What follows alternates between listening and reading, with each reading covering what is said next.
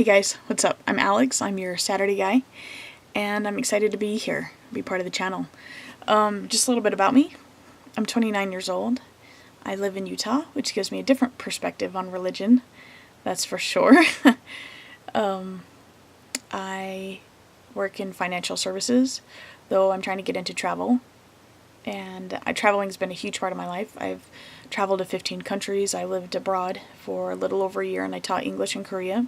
And actually, some of my videos on my channel are from when I was living in Korea. And I really like nature. I'm into hiking and biking and camping and snowshoeing. The season is getting to be ripe for snowshoeing soon, and kayaking. What else? I like reading. I graduated college, like 5 years ago, which I feel so old when I say that. And as far as transition goes, I am scheduled for surgery in about 2 weeks. There's an issue with my surgical date, so there's actually a lot of issues with my surgery coming up. I was supposed to go in just a few days, but just kind of sorting through some things that have come up. But within the month, I'll certainly be having top surgery, and then I'll start testosterone. I haven't started yet, but I live as male, I work as male, I exist in my world as male, and my transition at work has been really great. So yeah. As far as religion goes, like I said, I'm from Utah, and you can't think of Utah and not think of Mormons. There's just no way.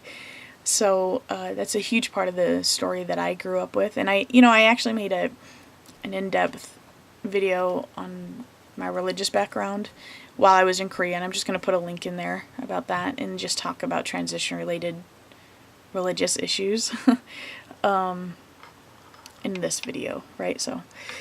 Though, okay, I do have to say, growing up in Utah, not Mormon, I grew up in a county that was 90% LDS, Latter-day Saint, and there's only 2 counties in the whole state that qualify, and it was intense. I mean, there's a lot of liberties when it comes to local government and politics that are taken when there's a very dominant religion in the state. I had some bigotry and discrimination sort of stuff come up. I was the only out kid in my high school. There's 2,000 kids, and I went to the Utah Pride festival, and the cameras panned on me, and I was put on evening news, and my family saw that I was gay when I was 17, and so did everyone in high school apparently. So that's how I came out. But on a whole, it's been okay once I moved into the city. Then I left the suburbs, and I grew up in the suburbs, but then I went to Salt Lake City, and there's a really thriving underground movement here. So yeah, a little bit of Utah. It's funny that this topic comes up this week, because just a few days ago I was meeting with a priest that I knew a little bit, but I didn't really know him very well. His name is Father Mario, and I was raised Greek Orthodox, though I don't identify as Christian or as Orthodox. But in Utah, Utah Greeks are different than other Greeks, and you kind of have to be because of the dominant religion. Because I mean, I just can't. It's hard to explain unless you lived here, but yeah. So despite the fact that I'm not really Christian, my dad wanted me to talk to a priest, and Father Mario seemed like a good guy, and it was really fun. Actually, it was kind of like just going out to coffee with a friend. I didn't mince words with him. I told him I'm not looking for his permission. My identity isn't up for debate, and I'm not even Christian, really, but I think he's a good guy, and I'd like to get to know him a little bit more, and he was like, fuck yeah, he just, he didn't care anything about being trans or gay, or, I didn't tell him that I identify as gay man, but, or queer, really. just FYI. But yeah, he was just really kind of chill, and we joked around and drank coffee, and and he's gonna come up for my surgery and do a blessing, and it's a cool blessing too, because it kind of blesses the surgeon,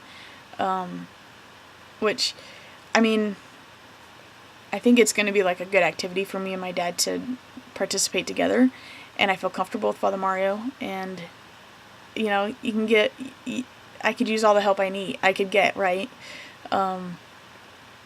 So yeah, he's like really chill with that, coming up and offering support. So, and it was funny because he had mentioned that he can't imagine what it's like to be trans, and I told him I think there's a lot of parallels between being a priest and being transgender. So, there's a point where you come out as a man of the cloth and have to identify as a spiritual leader, and you have to tell people that I'm different from how you perceived me, and then if only your prefix changes, now you become Father whoever, right?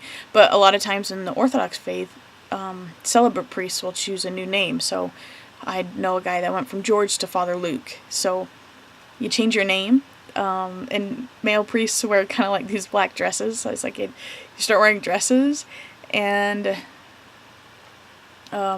you interact differently with people, right? Conversations change.